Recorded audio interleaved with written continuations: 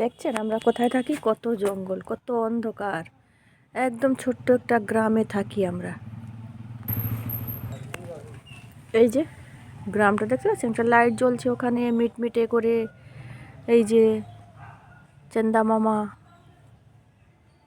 আমি জানি আমার বাংলাটা খুব একটা ভালো না, কিন্তু কি করব, বলতে হয়। বিহারি আমি, বাংলাটা এখানে এসে শিখলাম। এই যে দেখছেন সব দিকে অন্ধকার, একদম গ্রাম।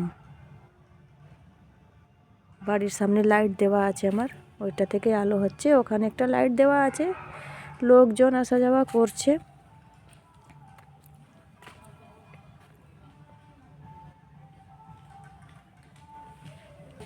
মন্দির, ভোলাবার মন্দির, পূজা হচ্ছে, সন্ধ্যা দেওয়া হয়ে গেছে।